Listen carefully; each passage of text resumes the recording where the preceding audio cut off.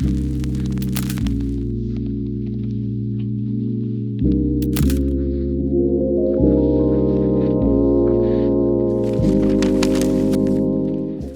der Sonne, willkommen zur neuen Folge Latest Pickups August, September. Für alle, die sich jetzt fragen, warum sitzt der Mann hier und wo sitzt der Mann hier gerade, hört mal die Podcast-Folge, da wurde ausgiebig einmal drüber alles besprochen. Und ich sitze hier gerade in der Tiefgarage von unserem Airbnb, wo wir gerade sind in Italien. Ich sag, G steht für gönnen. Abfahrt. Und ich würde sagen, wir starten mit dem ersten Buch. Und zwar ist es das Future Nostalgia von André Josselin. Ich habe mir das Buch im März 2024 vorbestellt. Genau, dann kam es vor knapp 2 Wochen bei mir zu Hause an. Und ich habe mich sehr gefreut, es aufzumachen. Habe dann so mal reingelunkert und war dann kurz erst ein bisschen enttäuscht, dass es halt wirklich teilweise echt 1:1 die Bilder vom Instagram-Feed sind. Ich soll jetzt gar nicht irgendwie entgegenstellen, dass das wirklich sehr, sehr starke Bilder sind, sondern einfach nur, dass ich mich halt irgendwie auf was, ja, irgendwie noch ein bisschen mehr gefreut habe. Ich glaube, das hat 98 € gekostet. Ja, ich meine, ist solide, aber würde ich mir jetzt, glaube ich, in der Form nicht nochmal holen. Weiter geht's mit meinem zweiten Buch, was ich mir nicht gekauft habe, sondern der liebe Hendrik mir geschenkt hat. Vielen Dank nochmal dafür. Und zwar ist es die Fotofile-Reihe von Thames & Hudson. Und zwar ist es das schöne Buch von Helen Levitt, bekannte Fotografin aus den USA. Und zwar hat sie in dem Buch, was ich jetzt hier vor mir liegen habe, die New Yorker Street Photography von 1930 bis 1980 begleitet. Viel schwarz-weiß, ja, gefällt mir relativ gut. Also ich habe jetzt noch nicht alles davon gesehen, deswegen kann ich jetzt noch nicht so viel darüber sagen, aber ich freue mich auf jeden Fall sehr auf das Buch und ich denke mal, das wird auf jeden Fall sehr stabil sein. Ich habe nämlich in Berlin im CO dieses Jahr sogar, mir ein Buch geholt, ich weiß jetzt gar nicht mehr von wem das genau war, aber es war auch auf jeden Fall von der Fotofile-Reihe und das hat mir sehr gut gefallen. Ja, und ich würde sagen, weiter zum nächsten. So, Freunde, machen wir weiter mit meinen nächsten Büchern sogar. Ich habe jetzt hier auch nochmal 3 Bücher von der Fotofile-Reihe. Der Justin hat ja gerade schon das vorgestellt, was ich aus Versehen gekauft habe, weil ich es schon hatte. Ja, komische Geschichte irgendwie, aber dann habe ich gedacht, gut, dann kann ich es dem Justin schenken. Als nächstes machen wir aber weiter mit meinen 3 Büchern, die ich mir davon auch noch mal zugelegt habe.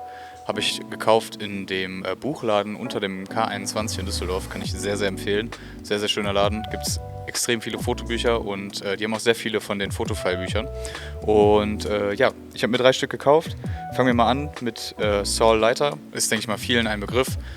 Bekannter Modefotograf, der viel in den 40er, 50er Jahren gemacht hat, sei es Schwarz-Weiß-Fotografien für Harper's Bazaar oder die Vogue, also ja, eigentlich alle bekannten Magazine und ja, der Mann hat auf jeden Fall sehr, sehr schöne Modefotografien gemacht und hat damit auch viel zur New York School beigetragen und ja, einfach prägende Bilder geschossen.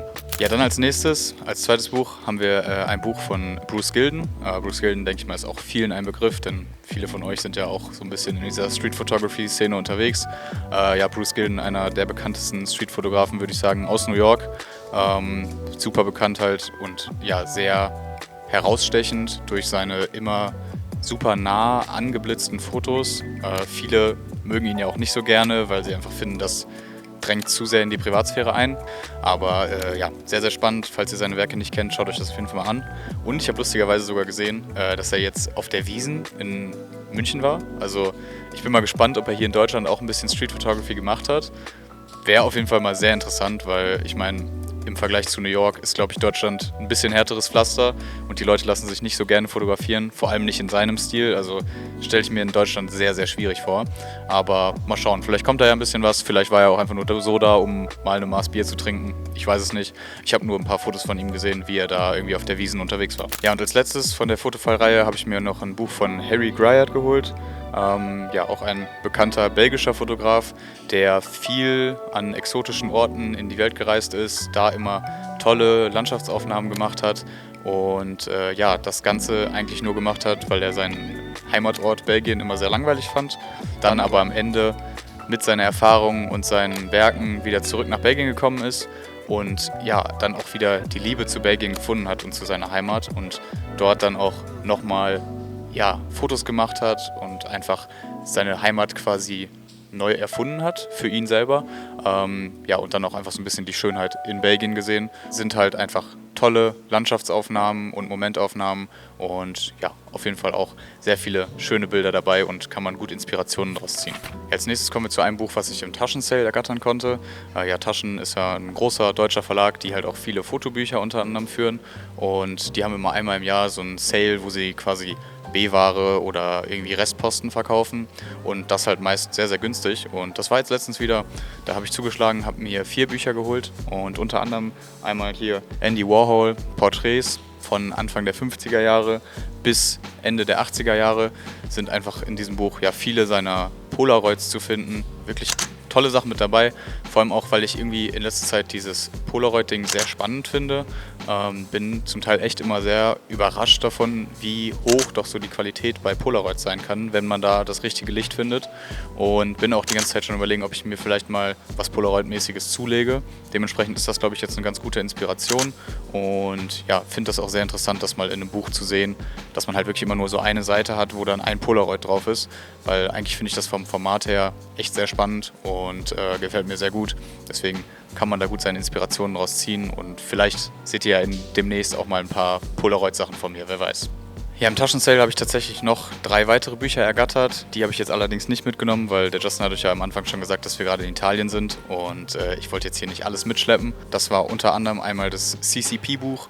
Ja, da habe ich letztens irgendwie auf Instagram Werbung für diese alten kommunistischen, brutalistischen Gebäude bekommen und dann habe ich gesehen, dass es beim Taschen-Sale dieses Buch dazu gibt und ja, habe ich mir dann auch geholt. Finde ich sehr interessant, hat jetzt nicht so mega viel mit Fotografie zu tun. Es geht aber halt viel um diese brutalistischen Gebäude, die echt sehr, sehr spannend sind, wo ich auch sagen würde, wenn die Möglichkeit irgendwann nochmal besteht, würde ich mir das gerne auch mal in echt anschauen und natürlich auch fotografieren. Aber ja, ist generell eher auf der Architekturseite, sage ich mal, aber finde ich, kann man trotzdem auch seine Inspirationen rausziehen, weil Architekturfotografie finde ich auch immer sehr spannend und vielleicht besteht ja irgendwann mal die Möglichkeit, sich diese Gebäude dann auch in echt anzuschauen. Ja, als nächstes haben wir ein Buch, was ich irgendwie einfach interessant fand. Es war sehr günstig. Das Buch heißt einfach Fotografen A bis Z. Ja, da sind quasi einfach Fotografen aufgelistet und da gibt es quasi einfach für jeden Buchstaben von A bis Z immer einen Fotografen, der da aufgelistet ist. Und ja, fand ich sehr, sehr spannend. Da lernt man vielleicht nochmal ein paar neue Gesichter kennen. Ja, für die 8 Euro oder was es waren, fand ich das auf jeden Fall eine spannende Sache und dachte, das nimmt man mal mit. Ja, das letzte Buch habe ich tatsächlich, ja, was heißt mehr oder weniger aus Versehen gekauft, aber das war von Ren Yang. Vielleicht sagt das ein paar Leuten was, ist ein chinesischer Fotograf, der sich damals sehr gegen diese ganze Politik in China gewendet hat und ja, im Grunde genommen betreibt er sehr provokative Aktfotografie. Dementsprechend hätte ich euch das Buch hier sowieso nicht zeigen dürfen, denn ich habe mich auch ein bisschen erschrocken, als ich es aufgemacht habe und habe nicht damit gerechnet, denn ich habe es einfach mal bestellt, weil ich fand das Cover ganz cool und dachte, ja okay, sieht spannend aus. Habe mir aber noch nicht so viel dazu durchgelesen vorher und als es dann bei mir ankam und ich so die ersten Seiten durchgeblättert habe, habe ich mir gedacht, oh, okay. Also ja, falls ihr den Namen mal googeln wollt, könnt ihr euch das gerne mal anschauen. Ich sag mal hier schon mal kleine Triggerwarnung für Leute, die da vielleicht ein bisschen empfindlich sind. Allerdings muss ich natürlich auch sagen, dass das jetzt nicht unbedingt das Buch ist, was ich zu Hause auf dem Coffee Table liegen haben werde, damit Leute da mal so durchblättern, denn ja, ich würde sagen, manche Leute können da schon ein bisschen falsch drauf reagieren und ist jetzt vielleicht nicht was für jedermann. Ja, als letztes kommen wir zu einem Buch von Tom Fairmann. Hier liebe Grüße ans AUFO Analog Kollektiv. Da habe ich das Buch nämlich ergattert. Der liebe Jan Ringwald hat mir das Buch verkauft. Ist ein Landschaftsfotografieprojekt von Tom Fairmann und super viele, ja, super spannende Bilder dabei. Ich bin halt gerade auch ab und zu mal ein bisschen mehr so Landscape-mäßig unterwegs. Deswegen finde ich, kann man da ganz gute Inspirationen rausziehen. Und ja, finde es dann auch mal sehr spannend, so ein Buch zu finden von einem Deutschen. Fand es vor allem für den Preis jetzt sehr fair. Qualität ist sehr, sehr gut, muss ich sagen. Also falls es das noch gibt, werde ich euch das auf jeden Fall auch mal unten verlinken und dann könnt ihr euch das Ganze auch selber mal anschauen und vielleicht auch selber kaufen, denn von mir klare Empfehlung an der Stelle. Als nächstes habe ich hier nochmal was Kleines, Außergewöhnliches, würde ich mal sagen. Genau, hat mich ein bisschen Zeit und Kraft gekostet, da das Richtige zu finden und auch irgendwie in irgendeiner Form human zu verpacken. Grüße nochmal an den Leica Store in Wetzlar und in München, die mir da so ein bisschen unter die Arme gegriffen haben. Und zwar habe ich mir einen Summicron 35mm f2 geholt. Nach langem Überlegen, Nocton hätte es auch getan, aber ich bin schon sehr, sehr, sehr, sehr happy mit dem Objektiv. Ich habe das hier in Italien eigentlich die ganze Zeit drauf gehabt, also ich habe wirklich kaum eine andere Linse benutzt.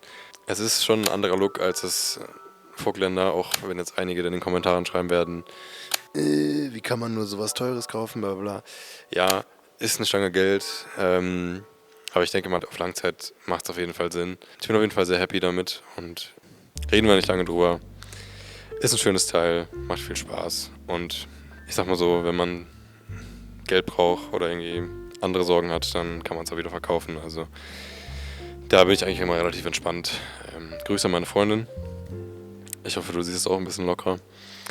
Genau, weiter geht's. Ja, Freunde, als nächstes kommen wir natürlich mal wieder zu der Kategorie Filme, denn wir müssen natürlich auch unsere Kameras befeuern und ja, ohne geht's natürlich nicht. Dementsprechend muss dann natürlich auch immer mal wieder was nachgekauft werden. Diesen Monat ist es mal wieder ein bisschen eskaliert, sag ich mal so. Wir haben halt gedacht, jetzt mit diesem Italien-Trip, da holen wir vorher noch mal ein bisschen was. Eigentlich wollte ich mir erstmal nur Color Plus holen, denn bei Nordfoto gab es aktuell das 10er-Pack Color Plus im Angebot für, ich glaube, 65 Euro waren es. Und dann habe ich zu Justin gesagt, ja, brauchst du auch noch irgendwas? Und erstmal hieß es nein, nein, nein. Und als ich dann wirklich bestellt habe, haben wir da mal unsere Bestellung zusammengepackt. Ja, ich sag mal so, da wurden es dann ganz schnell 10 Tri-X, 10 Color Plus. Portra 800 war, glaube ich, auch noch mit dabei. Also irgendwie so alles ein bisschen, sag ich mal. Und ich hatte mir kurz vorher auch noch bei eBay mal wieder so einen Schnapper geholt, wo Portra 160, Portra 400 mit dabei war. Also ich sag mal, eigentlich einmal so die ganze Bandbreite.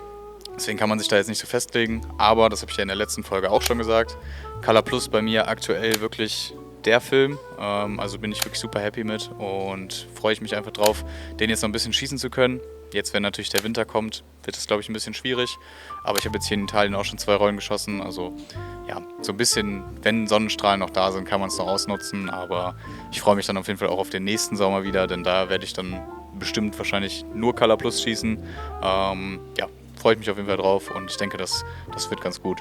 Ja, Freunde, die letzte Sache hat der Justin ja am Anfang schon angekündigt, so eine kleine Überraschung, sage ich mal. Wir können euch davon jetzt noch nicht allzu viel zeigen, beziehungsweise wollen euch davon noch nicht allzu viel zeigen, denn ich sag mal so, es ist noch nicht ganz finalisiert und wir wollen es noch so ganz bisschen geheim halten, aber wir blenden euch ein ganz, ganz kurzes Snippet ein.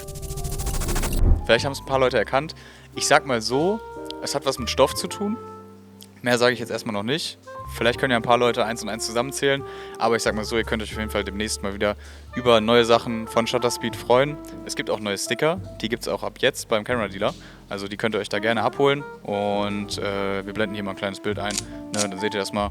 Fand ich ganz cool, dieses I Love Shutterspeed. Es gibt auch wieder neue orangene Sticker und ja, auf Instagram verlosen wir auch welche, also wenn ihr schnell genug wart, dann habt ihr vielleicht auch schon welche bekommen, aber ja. Wir wollen euch auf jeden Fall ein bisschen was zurückgeben. Gibt demnächst auf jeden Fall auch mal wieder ein paar Verlosungen. Da könnt ihr euch auf jeden Fall auch drauf freuen. Deswegen schaltet auf jeden Fall immer schön weiterhin ein. Wenn euch das Ganze gefallen hat, lasst gerne einen Daumen nach oben da. Abonniert gerne kostenlos den Shutterspeed-Kanal, um nichts mehr zu verpassen und uns kostenlos zu supporten. Und ansonsten schaut natürlich gerne noch in der Beschreibung vorbei. Da ist alles verlinkt, auch unser Partner, der Camera Dealer. Da könnt ihr eure Filme kaufen, entwickeln und scannen lassen in bester Qualität. Und ansonsten würde ich sagen, wir sehen uns beim nächsten Mal, wenn es wieder heißt, neue Episode Shutterspeed.